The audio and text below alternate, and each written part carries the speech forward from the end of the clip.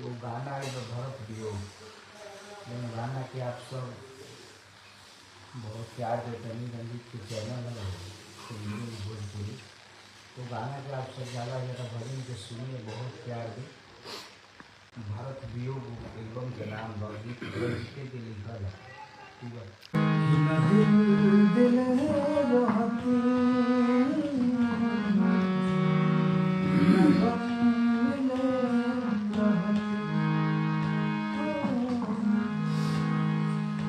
अरे की झूठ पिया बनू हर मोहब्बत के पानी अब ससुराल जाता लागल बघाव बेवफाई के दिल अब नहीं तनिको मोहातन कि जब कह तो तब सुनते न दिल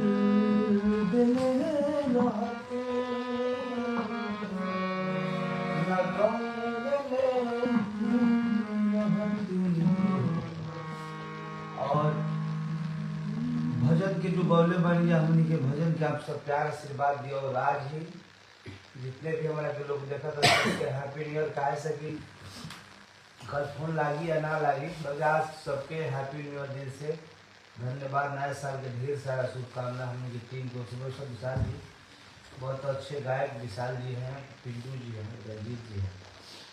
और आज हमने के सब आदमी आप सबके जन्म रंजीत भाई के जन्मदिन आजे बा।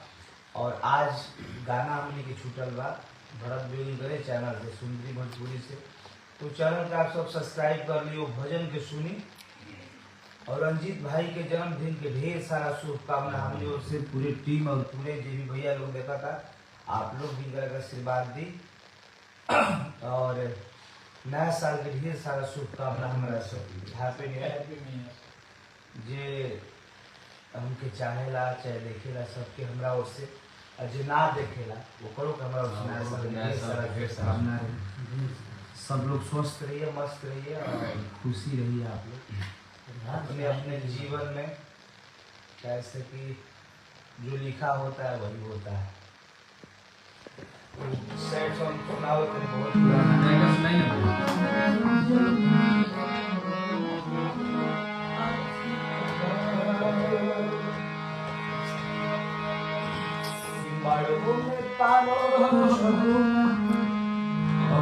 सहु हमारा तहरा शादी में आई अपन कार्ड लेके जा, तहरा शादी में आई अपन कार्ड लेके जा।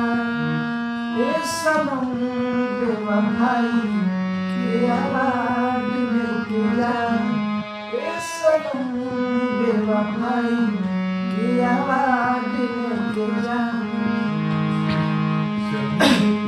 चल जइबू दूर हो जाई हो, जिए के हमरो अकेला। कबो न कबो तोहरो आई फूल झरिया, मिल गई तोहरो झरेला। अरे हम न कहब कि हमरो याद लेके जा, हम न कहब कि हमरो याद लेके जा। ए सनम बेवफाई के आवाज लेके जा, ए सनम बेवफाई के आवाज लेके जा। ग्लोबल साइड हो गया लेकिन वो गिरा देगा।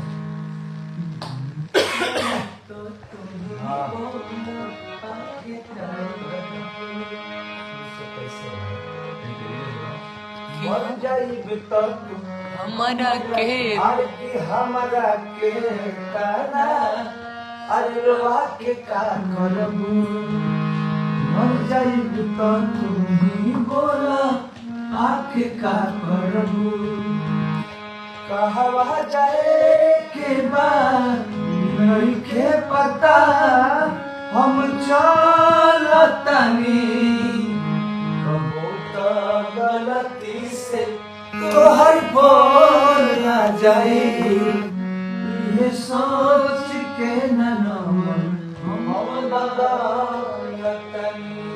कल एगो गाना बहुत बढ़िया में एक तरीके से हम थोड़ा गाने हम लोग आईडियो ही छुट्टी है हमारे गाना के टाइटल बड़ा अच्छा गाना था। आपसे को बताइए Official channel से जाओ था। एंटरटेनमेंट से गाना छोड़ कर आप सब प्यार आशीर्वाद दिए और चाहत की रंजीत भाई के आशीर्वाद दिए और भरत योग चैनल को प्यार आशीर्वाद दिए। Mahadev thank you, love you सबके एडवांस में हैप्पी न्यू ईयर पूरा प्रेमी परिवार की तरफ से।